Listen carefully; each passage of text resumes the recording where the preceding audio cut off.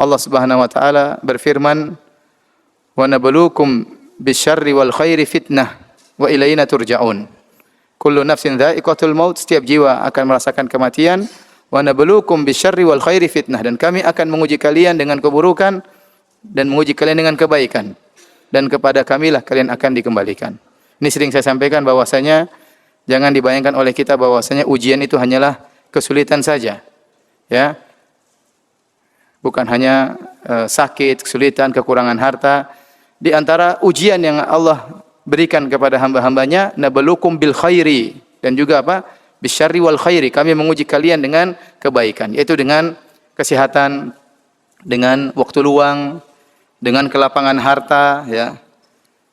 Sehingga Allah melihat apakah hambanya bersyukur atau tidak. Maka tatkala seorang hamba tidak terlepas dari dua kondisi ini, terkadang mendapatkan kenikmatan, terkadang mendapatkan kesulitan, maka dia berputar di antara dua posisi. Kalau diuji dengan kenikmatan dia bersyukur, kalau diuji dengan kesulitan maka dia bersabar. Dan kalau dia tidak bisa bersyukur maka dia berdosa. Dan kalau dia tidak bersabar tatkala diuji dengan kesulitan maka dia pun berdosa. Maka kalau dia berdosa dia beristighfar. Ya, makanya sebenarnya mengatakan unwanus sa'adah thalatha. Tanda-tanda kebahagiaan itu pada seorang hamba ada 3 perkara. Idza u'tiya syakara, kalau diberi kenikmatan dia bersyukur. Wa idza butuliya sabara, kalau diberi ujian dia bersabar. Wa idza aznaba istaghfar, kalau dia berdosa dia beristighfar. Maka barang siapa yang berpindah kondisinya dalam 3 kondisi ini, diberi kenikmatan dia bersyukur, diberi ujian dia bersabar, tatkala berdosa segera dia beristighfar, maka inilah hamba yang bahagia, hamba yang bahagia. Dan seorang mukmin, ya, dia berusaha beribadah kepada Allah apapun kondisi yang Allah berikan kepada dia.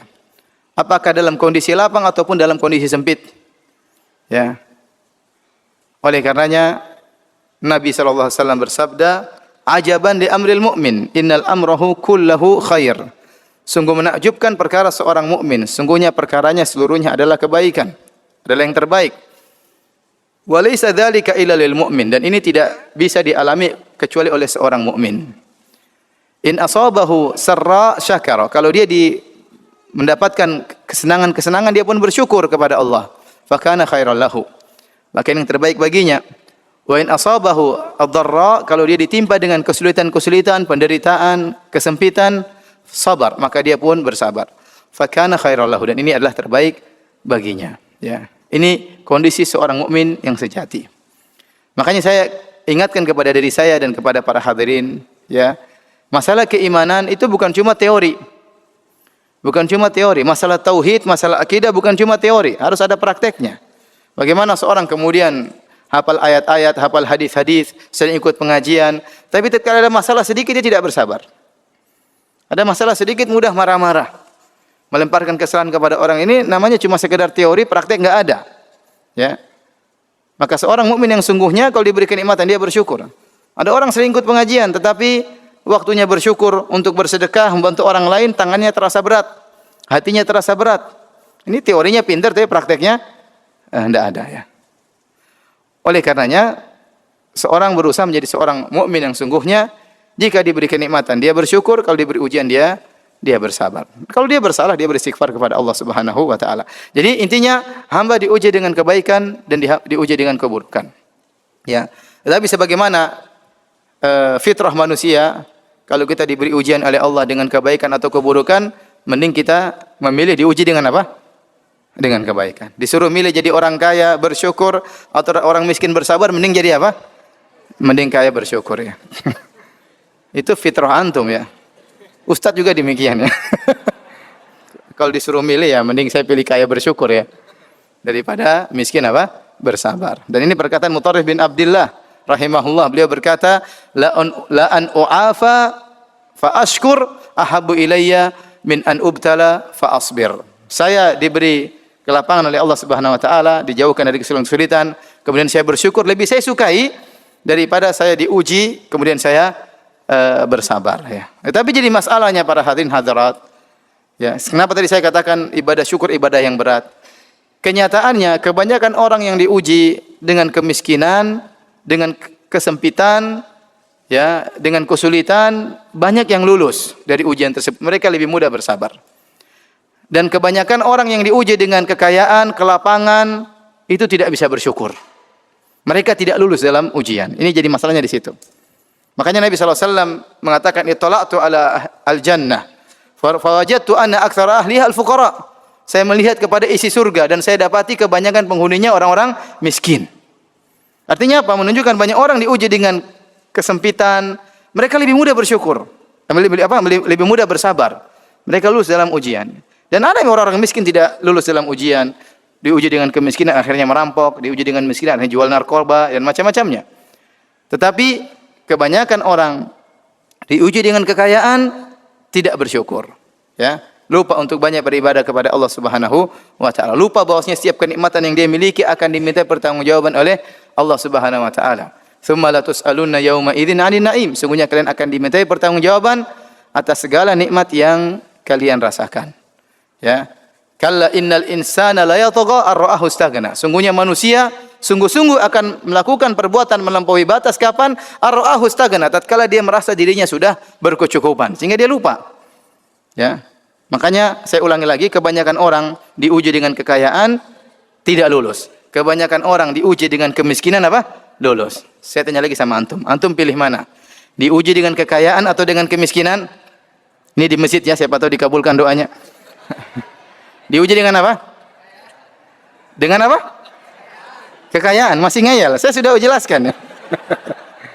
Bahwasanya kebanyakan orang diuji dengan kekayaan tidak lulus. Kebanyakan orang diuji dengan kemiskinan apa?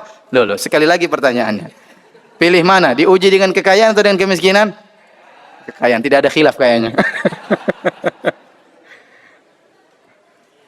Kenyataannya para hadirin hadirat yang dirahmati Allah Subhanahu wa taala, menjadi orang bersyukur, apakah syukur dengan kekayaannya, syukur dengan kesehatannya, syukur dengan ilmunya, syukur dengan waktu lapangnya, ya. Ini tidak mudah. Ya. Oleh karenanya ada seorang pernah berdoa didengar oleh Umar bin Khattab radhiyallahu taala anhu. Diriwayatkan oleh Imam Ahmad dalam kitab Az-Zuhud. Dia berkata, "Allahumma ja'alni minal aqallin." Ya Allah, jadikanlah aku termasuk orang-orang yang sedikit. Umar bertanya, kenapa berdoa seperti itu? Maka dia menjelaskan, orang-orang sedikit orang yang terbaik. Kata dia, bukankah Allah berfirman, wa ma amana ma'ahu illa qalil. Dan tidak beriman kepada Nabi Nuh kecuali apa? Sedikit orang. Allah juga berfirman, illal ladzina amanu wa 'amilus shalihat wa qalilum ma hum. Kecuali orang-orang yang beriman dan beramal saleh, dan hanya sedikit di antara mereka orang-orang seperti itu. Kemudian juga Allah Subhanahu wa taala berfirman, wa qalilun min ibadiyas syakur. Hanya sedikit dari hamba-hambaku yang bersyukur. Hanya sedikit dari hamba-hambaku yang bersyukur. Ini kenyataan. Ya. Karena ibadah syukur bukan ibadah yang mudah. Dan iblis telah bersumpah untuk menghalangi orang dari bersyukur kepada Allah. Dia bersumpah di hadapan Allah Subhanahu wa taala, "Tsumma la'atiyannahum min baini aydihim wa min khalfihim wa an aymanihim wa an syama'ilihim wa la tajidu aktsarahum syakirin." Ini sumpah iblis. Ya Allah, sungguh aku akan mendatangi mereka, anak keturunan Adam. Dari hadapan mereka, akan aku goda dari hadapan mereka. Akan aku goda dari belakang mereka, akan aku goda dari kanan mereka. Dan aku akan goda dari kiri mereka. Dan kau akan dapati. Dan dia bersumpah, kebanyakan mereka, ya Allah, tidak bersyukur kepadamu. Ini sudah janji iblis. Sehingga sebagian ulama mengatakan, seandainya ada ibadah yang luar biasa, lebih hebat daripada syukur, maka iblis akan melakukan godaan yang luar biasa. Sampai untuk menghalangi orang bersyukur, iblis menggoda dari segala arah. Ya, supaya orang tidak bersyukur. Karena kalau tidak bersyukur, masuk neraka jahanam. Ya. Maka digoda dari depan, dari belakang, dari kanan, dari kiri. Wala tajidu aktsarahum syakirin. Dan kau akan mendapati kebanyakan mereka tidak bersyukur. Dan Allah telah membenarkan, kata Allah, wa qalilun min ibadiyas syakur. Hanya sedikit dari hamba-hambaku yang bersyukur kepada Allah Subhanahu wa taala. Baik, hadirin dan hadirat yang dirahmati Allah Subhanahu wa taala, perintah untuk bersyukur dalam Al-Qur'an sangat banyak, ya. Seperti firman Allah Subhanahu wa taala, "Fadhkuruni adzkurkum washkuruli wala takfurun." Ingatlah aku, maka aku akan mengingat kalian. Washkuruli, bersyukurlah kepadaku, wala takfurun, dan janganlah kalian ingkar, kufur nikmat. Jangan kalian kufur nikmat, ingkar terhadap kebaikanku. Bersyukurlah. Itu dengan beribadah kepada Allah dan yang lainnya. Ya, kemudian juga Allah berfirman, "Anishkurli wali walidayka ilayal masir." Bersyukurlah kepadaku, berterima kasihlah kepadaku dan berterima kasihlah kepada kedua orang tuamu. Dan kepada akulah kalian akan dikembalikan. Bahkan Allah Subhanahu wa taala memerintahkan para nabi juga untuk bersyukur. Allah berfirman kepada Nabi Musa, "Ya Musa, inni istafaituka 'alan nasi birisalati wa bikalami, fakhudh ma ataituka wa kum minasyakirin." Wahai Musa, sungguhnya aku telah memilih engkau, ya, dilebihkan daripada manusia-manusia yang lain. Aku milih engkau dengan risalahku. Aku menjadikan engkau seorang rasul. Wa bikalami, dan aku berbicara langsung dengan engkau.